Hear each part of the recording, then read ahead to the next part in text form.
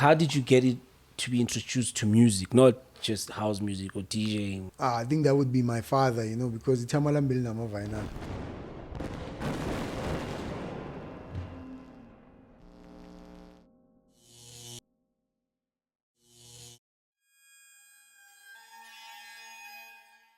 And when we were younger, we had Amachamet would have Talk Fair and the societies and whatnot.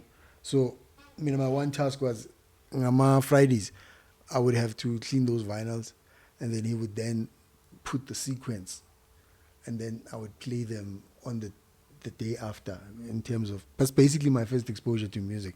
But at the time, I wasn't even thinking DJ. It was a tedious task. So you were selecting music for them, or like you were just my playing? Father would select. Oh, the he music, selected and then you play. and then put them in a certain. Well, I don't know whether to call it format or what. Yeah. Well, in a certain sequencing. Sequence, Yeah. And then it would say, you play this, you start here, you go here, and you play So this. yeah, now he's chilling with the merchants. He's chilling the merchants. So he doesn't want to do the standing up. Because he's got a host change and the, do the meet and whatnot. So then that's what my task would be. So basically that's where it started. That's where it started with me. And I mean, vinyl was like something that was always there. And it's funny, when I was younger, I just thought, what the hell is this? And some of it we'd play with. Yeah, well, I didn't think I'm a frisbee and whatnot. Only later would I find we have something like about Bob Marley, Wham, Algero, Z2, L2, so yeah. I think that's where it started, and it wasn't even a conscious thing, because at the time it was like Mugwama society. I don't want to be there doing this, I'm in kitchen and whatnot, Yeah. So yeah, I guess that's where it started. So it comes from the father. Yes. What does BFR stand for?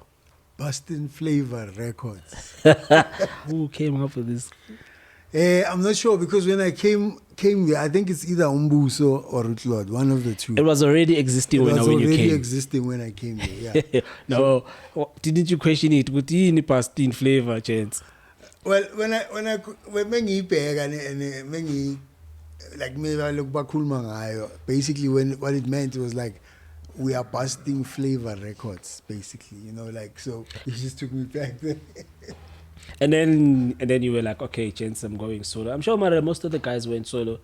I mean, entirely when I went solo, it was like, and it also came off the strength in JL and Tuzan. Me participating in the KML Experience competitions, AYFM. So when I was doing those, I was getting a lot of bookings also. Like people would be calling and I'd be going out to go play. So it was more like a generic move in a way. But the whole thing was standing on my own and making sure that I can, brand myself as DJ Zakes. Oh, okay. So Lama KML Experience, you were already with BFR? Yes. With Mawayenzega, we were still, I think we were still playing together, not Lodge. We played a lot of gigs together. We actually, most of the time, Puma is sound, but Puma go him, not Lord. And then when I bought my sound, then we did our own gigs. Like the bookings would get directly to us. And then we'd do we did a ton of gigs, not Lord. I remember this one gig, in Naturen. We're playing for these twins, twins. We actually got the late food. So when we got there late, I was like, which we get the attention on us. There's this Looney Tunes skit. And we popped that in, and after that... What, like where you guys just came in to start the set? Start the set. We found that, I don't remember where we found that, because it was like a vinyl Marina skit. So yeah, we played that, and after we played that, then it was on, Oh, it got people attention. We got people's attention. Because before Bokjalama chance, and then Tina, we were always someone there's someone else that's playing. So we always had either these skits, or we'd have a funny way of, with all due respect, cutting your song, so that when we come on, it can be all eyes on us, then we do what we have to do, Yeah, that's a bit fucked up. But I get it, because then you make sure that the transition from that DJ to you guys is clear. Next but DJ think is about playing it. now. How competitive were we back then? Yeah, I suppose. I'm a competitive guy, so if my plan was to make sure that you don't mix it and you mix it, then hey man. I suppose at the time you wouldn't look at it as a positive thing, but I think it was because they Yeah. kept the competition going. Going, okay. So that you don't If you just put it like that. I'ma walk over everywhere. But say, hey, the BFR But guys were actually- here. People couldn't. Every DJ was shaking. But hey, these guys they. But kill. afuneka walk over, Joe. Afuneka. But you guys did a lot of those. Yeah. That's why you're famous. Because we had to keep brothers on their toes, you know. And Even the guy maybe playing the last song, he knew this guy I'll could be tell you up the to secret something. that I used to do there. Every time I'd play, after any, like, you know, my last song from any set back then would be something that would either be broken beat or something that is abstract. Just so that whoever's that coming, style. you know, just so that whoever's coming after me must either drop it or have a big problem in terms of mixing it. So, yeah. Yeah, I suppose DJing back then was a little bit too technical. Hectic, Joe. Because hectic. with broken beat, the problem is that if you do not know how to count beats, you'll follow the You're wrong beats because it keeps breaking the beat. So Yeah. it's not. It's like- not a constant. It's not a constant what you accustomed to. Yeah. I know that style, which a lot of teachers used to do that. But I suppose if you know how to count beats, it's not a really big problem. It's not a problem. Most guys would suffice, but some would be like, brrr. Rather I'd be like, stop it or Yeah, And so then I mean, you know like- what it was killing him on the cue. Basically. He was like, basically, you know, it's heartbreaking when they mix it, but it's also fulfilling when you but see also it. should be fulfilling when they mix it as well, because then you know it's at least the boys got skills. At least there's competition. I still feel like, as no, like this, we know for a fact, like, think about it, like, guys in the wars with Moya Pinville, gonna sound it is a SOS at some point. A party nekuzomele kube ne-influencer corner, or it's either you're gonna play that sound that you know with okay, Abomavusana have these tracks that they play. Mozo Esnawane, you know, Shawela, you know, with okay, cool. Guna WVX mixanati. So definitely kumele kube ne-influencer thize yentezi. You understand what I'm saying? So there was always that edge, but right now it's like everything is the same. It's like, and I'm not sounding like an old geezer, but I'm just saying everything is the same if you listen to it. I get it because Yeah. things have gone digital. Let's talk. Obviously, I want to talk varsity. So, if BFR is it the same time as varsity? Same time as varsity. So by the time I start my varsity, I'm also starting to DJ. By the time I finish my first year, I'm playing at the college, Yiminot Lodge. And then the next year, that's when my vinyl competition, because I stayed there for a while, man. Like, I think I won for a while. And I ended up playing at the last one because it was DJ of the month. And then Fresh put me on the Fanta Fix of Flavor. Then, yeah, I was like almost on the radio. So wait, so these are competitions. The Fanta Fix of Flavor was something I got from the vinyl meltdown competitions. That's the first competition I entered as a DJ. The second competition I entered was also a YFM competition, Marepitor. The first one I went to DJ of the month, and then from DJ of the month I went to the final. When I got to the final, I played against, what do I forget this guy, and some guy called DJ Sko.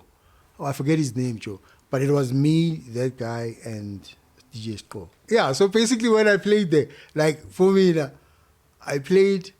after I played, they gave me a speech about Isan, hey, this guy is mixing and what, you know, but we definitely have to give it up. And then we had another one. It was, I think the white guy stepped aside, and then it was me and Sko who entered it again. I think I don't remember if it was the semi-final or the final that went like that. And then afterwards they gave a verdict that guy won. Sko. Okay, maybe I should say this, but it's funny because when they gave the verdict, right? Oskido calls in. He's like, "Yo, man, like, what the hell is this? I mean, I figured this guy DJ number 2 won." And then Fresh wasn't also not happy about the fact that, you know, it went that way. So Fresh was the guy hosted the show. He was hosting the show. Then we met Frankie Knuckles at Kipis. where he was giving a talk. The only thing that we were shocked about, I think, in a way, I was shocked about was the fact that I didn't know he was gay. That's the only thing. You know what I mean? Well, because he had that, the towel and stuff. And I'm not saying anything. I have no problem with gay people. I'm just saying I didn't know he was gay because we didn't have social media to have that kind of information. But then I played a show with him, 70s. I opened up for him a set that he was playing. So yeah, I opened up for him there, and it was a dope experience. Actually, that night was just amazing because even though Christos came through and was like, my man, play one more, play 45 more minutes, play an hour. And I was like, okay, cool, I'll do that, I don't mind. Oh, yeah. And yeah, so yeah, that was a dope experience, But the nice thing is after that, right, I get the guys as I say email coming through, and then they're like, yo, man, sorry, we're actually rooting with you and win, and then I got to be on the VIP DJs as a K-man, which was like a crew of DJs that would play at select parties. Okay, it would have been a dope deal though to get a compilation out, because that would have been something dope, like that vinyl mix. That would have been nice to mix also. But it is what it is. Competitions are like that. So basically, the competition at YFM, you won it, according to you? Well, yeah, according to me, I'd say, yeah, I won it. And according to the masses, and according to the commentary that I got after that competition, I would say I won that competition flat out. Judges, two guys from the East Rand. From the East Rand. DJ Sbu and DJ Cleo. And then wangena competition as a Epitomise. Obviously, you went in there with thinking, Velo, you are a defending champion since you got robbed. Or you like... Yeah, well, I went in there like very confident, obviously. And ace and that. Plus, it was like, we announced the YFM and whatnot. So I was like, let me go. And then I couldn't figure out, I told you Fresh, I told you Greg, one foot. I think no Monday we got con. And then there was this guy I hadn't known of, Usilipi. And it was an elimination type competition. So like, let's say it was separated into two, and then we two, you compete, then we the 3 or 4, and then the 2 are gonna compete at the end. So at that competition, umuntu wasala kwaba yimi no Silipin. And mind you, obviously Silipin in a home advantage. But I came in there smoking, like, and mind you, I had like sets. Like, I didn't have a set. The good thing is we got there and we were supposed to play. I played, I think, 4 sets and then played the last final set. But then I don't know how but I had like a bunch of sets. So throughout the thing, I was just knocking them out. Then I got Silly Bean. When I got to Silly Bean was doing his thing, right? But my secret weapon at this was just quick mix, more music, more crowd hype. Because obviously I'm in his own territory. So obviously I got to make sure I make the crowd more hype than he does. So that's how I won that competition.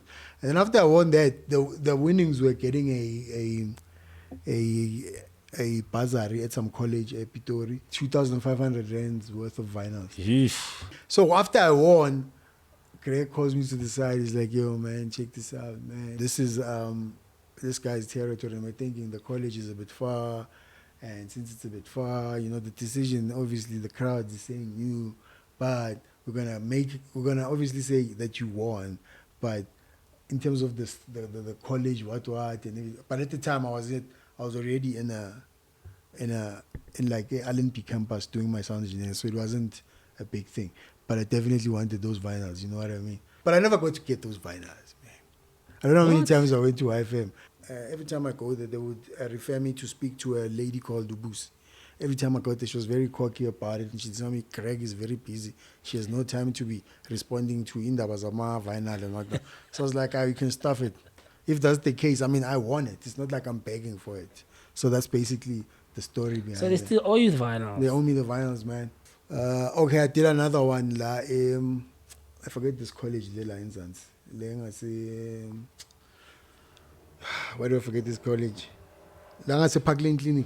It was a competition between some Botswana cats and Josie Katz, and I was representing Josie. I think this all came off the strength of Uti. I mean, whoever was organizing, they'll be like, oh, IFM, the guy that seems to be killing it would be Zakes. Then they would pull me up.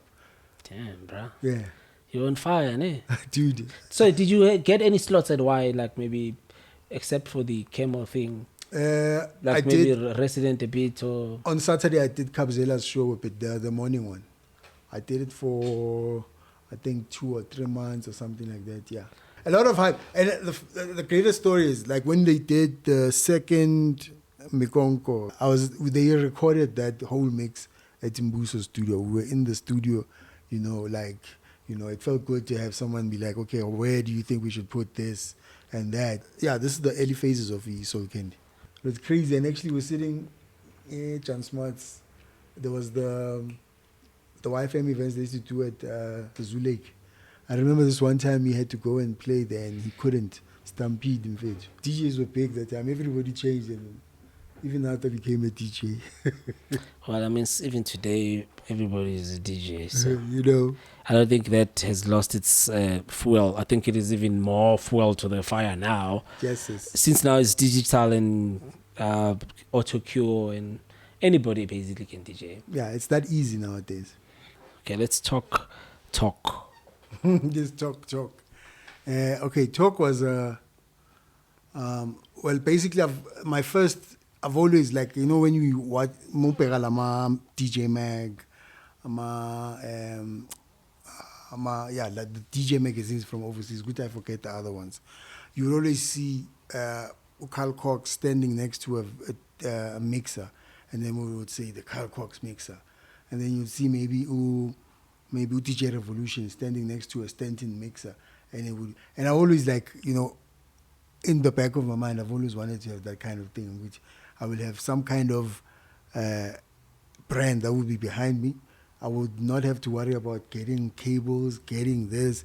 Everything would always be coming to me, and then the spin-off would just be me sharing ideas on how to make it more suited for DJs, So over time, mengenzi sound engineering, there's a friend of mine I had, Jason.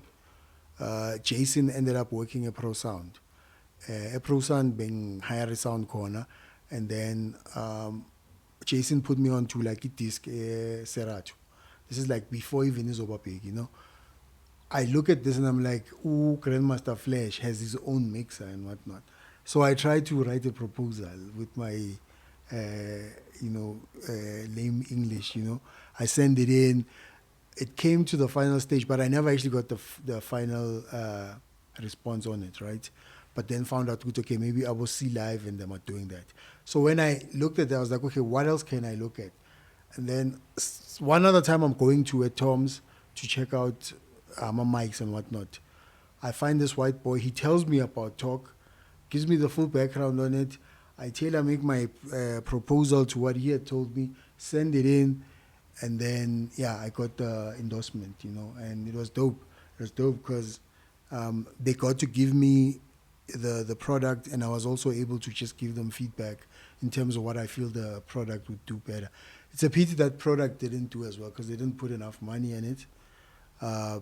But yeah, it was a dope product, yo. And that's actually how I moved, because I was stuck on vinyl, didn't do much of CDJ, but then I was introduced to this product that you can use as vinyl, but it's more digital. So that's my first step into like Serato, yeah. Yeah. Was this before Serato or was it same time? It was after Serato, and it was deemed the Serato killer. Because it was made with intentions to compete against Serato. So how long did you have that endorsement? I had it for like 2 years, and then the brand got discontinued. Not the brand itself, but the actual series, the DJ series got discontinued. Then that's how it stopped. So there's Back to the City, there's Splash Jam. Obviously you were running Splash Jam. Yeah. So what came first between Back to the City and Splash Jam? Splash Jam came first. Okay. Splash Jam comes from, I think after playing a lot of house events and gigs, right? And mind you, like within the house fraternity or whatever, we have Zugunama before corner, And for me, once I started having like a couple of beefs here and there, I was like, you know what? I'm not about to be in a position where just to play an event, I have to be on somebody's. I have to be riding somebody's dick, basically. I'm just gonna say it like that. I just felt as if I'm a DJ that is a respected DJ, I will be booked based on my skills, not based on the fact that I attend so many events, I do this, that, and the third. I have a profile, for God's sake. Check my profile out, check my material out, and then decide whether you want to book me or not. You know what I mean? So after that, I was like, okay, look, what's the next alternative that could be interesting for me? I thought, okay, cool. Let me see if I can't go back to my roots, which should have been my hip-hop roots. And that's how I started Splash Jam. So integrated from house music now to back to hip-hop. Back to hip-hop. So, yeah, it was crazy because it was scary when I started off, right? But as soon as I started, I got a lot of bookings also. Sorry about the snap. I got a lot of bookings also. So, yeah, it wasn't a heavy transition. It was a scary one in terms of making the decision, but once I did it, it was just a smooth transition. Because I guess if abantu bafuna umuntu hip hop, they'll always be like, okay, who's Zakes, you know? So it made it easier for me to make some cash also. And Splash Jam started, mind you, I'm eating beer from a house background, so I'm thinking, if in order for hip hop to get to a certain level, there needs to be performances, there needs to be artists. Basically, when I look at how I could call them the house gurus started. It was like something from nothing, which is like the ethos of like hip hop in a way, because cats would have like a sound, bahlanganise, and then bashama event, and then people would know about them, and then they start moving around, use whatever little money they have to get bigger sound, and they are where they are today. You know what I mean? So I looked at it in that sense also. I was like, okay, let me do my research and see what is happening hip-hop wise ekhasi. So mengekasi ngiyafika ngithola kunabo Zakes, kune Dungeon Shack, kune Kasi Mental. First things first, I looked at it and I was like, into papa is sa amajenza pa ukuthi session yabi ngabi top sound. Sound, my quality, and just basically like bengibheka ama shows abi esikhathini esibayi. Equality control bengabida because he list, and then from the list we just make sure we get through it as much as possible. Then I thought the best thing for us to do is this: maybe we should in a way get Kes to send the music, and then in a way maybe let alone music, then we can see what can work in terms of creating a show and the content flow. So the demand was more performance at Splash Jam in the week, because bukune car wash dang it. In the week, maybe drop off material yako. And then the thinking behind it was, I don't take it seriously. So we're not gonna put you on stage if you're not gonna take the effort to be there, because that's what you to have record to it, to bring it, or to package it. You know what I mean? That's the same effort you're gonna have to take to go to a Sony. Splash Jam comes from, I think after playing a lot of house events and gigs, right? And mind you, like within the house fraternity or whatever, we have ma before corner. And for me, once I started having like a couple of beefs here and there, I was like, you know what? I'm not about to be in a position where just to play an event, I have to be on somebody's. I have to be riding somebody's dick, basically. I'm just gonna say it like that. I just felt as if I'm a DJ that is a respected DJ, I will be booked based on my skills, not based on the fact that I attend so many events, I do this, that, and the third. I have a profile, for God's sake. Check my profile out, check my material out, and then decide whether you want to book me or not. You know what I mean? So after that, I was like, okay, look, what's the next alternative that could be interesting for me? I thought, okay, cool. Let me see if I can't go back to my roots, which should have been my hip-hop roots. And that's how I started Splash Jam. When I started it off, it was mostly like, okay, sharp, I'm not DJ hip-hop, mara. I'm DJ about hip-hop, like for me, especially guys, there's one or two. There's not a lot that are scratching and whatnot. Any advantage you could mean now, my turntable, I've got some hip-hop vinyls. If not, I can always go to my friends to get.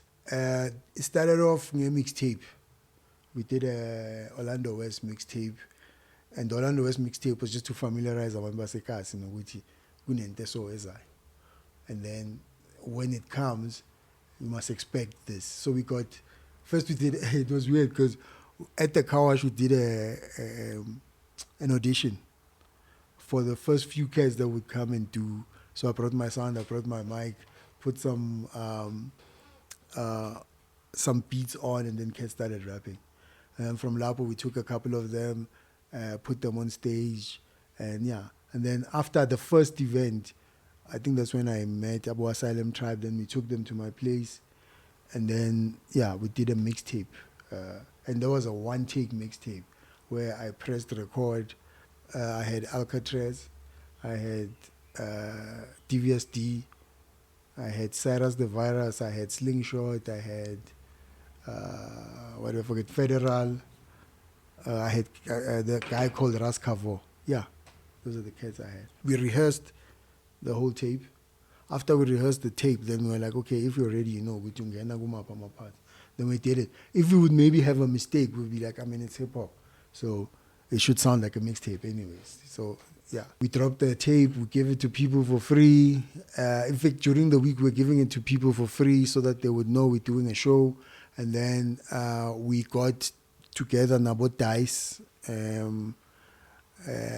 which was at the time 25 Hours, which was a graffiti crew. Then that's when they came and they designed the flyers for us.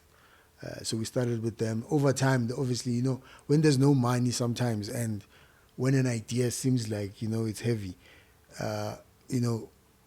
cats came back and they're like, okay, we're going to need to have some money that we get. But the thinking was no sponsors. Like, the thing is, sometimes we can start something from nothing and end up in a place where that something is, we're not proposing, but they are proposing to us. Yeah. Which then we can dictate the terms. To get the success first. You know what I mean? So I was like, let's work on it, let's oil it, let's own a little piece of the corner. And then anybody that wants to access this corner, they can come through us, or you know what I mean? Like Usiashezi performed the Splash Jam, Pro Kid. This is just after he dropped his album. I remember like some of the songs I heard first the Splash Jam when he came to perform. And then we've had Abo Zulu Mob. We've had a couple of guys that have come to perform. Like most of the guys that came out of Splash Jam, Abo was Fiso. Fiso would be Addict. They're in the background. They're doing other things like filming, animation, and all that other stuff. So, yeah, I just don't know. Like for Splash Jam, I would say it's a different kind of breed that came out of there. I think I held a residency there from, I'm not sure, but I held a residency from while they were the last 2 or 3 years when they were under the bridge, and then the whole time they were at the Mary Fitzgerald Square. I was their resident DJ. So yeah, that was like a nice experience, because it basically it gave me an opportunity to be able to, get exposure in terms of how to, like in terms of a big festival, what it means to have a setup that is consistent. Because if you've noticed that at like festivals, they'll stop and they'll change sound in terms of specifications. Then the one thing that I think I pride myself in was actually being able to figure out how to basically make sure that there is no pause between acts. Sometimes you have your glitches where that happens, but my whole mission in terms of Back to the City, because I remember watching it from the back and I'd be like, the one thing that makes this show maybe a bit is because sometimes when the DJs change, it takes longer. So if you have 2 sets of 10 tables that serve the same function, one guy can be playing, this guy can set up, while this guy sets up. When I finish, you play. It's just, whenever the host goes, the host doesn't say wax, and then we have to stop. So basically that's that. So Aboba mhlambe uhlangane nawo obviously Tanijdas like Kapatona, Master Ace, Sky Zoo, Elzai, Rhapsody, Fonte. Oh yeah. Bilal. Yes. So yeah, I've been blessed enough to share the stages, meet these guys. We've experienced and we've seen a lot. What is Zakes doing now? Right now, it's a lot of planning. I've been working on making a lot of links overseas. There is one or two people I'm talking to, like in the Netherlands, in terms of creating a festival that can be interlinked. The crew is called Afrolocious. And also just generally now, I'm in a space where I'm focusing a lot on my business self. Okay. So I'm doing a lot of farming. Haven't gone to a space where I'm full scale, but I'm in a space where I can plant, I can harvest crops, and I know a bit about what goes on when it comes to crops. I'm also venturing into piggery, but that's a story for another day. I think retirement as a farmer will be the best thing. It's the most fulfilling thing, my brother. It's the most, especially for creatives, because creatives thrive on culminating something from nowhere. So when you put that seed in and you see that big watermelon or you see that green pepper, eating it is like the most fulfilling thing ever. I appreciate the time, man, to come hang with us. I think we need to talk more. Just not enough time. Yeah. But there's so many stories. I think next time we'll try and not be too serious. Maybe talk about all the crazy things that we did. Thanks, my broski. Shit, now we can get drunk. Mm-hmm. Whew. We gonna be out. We good.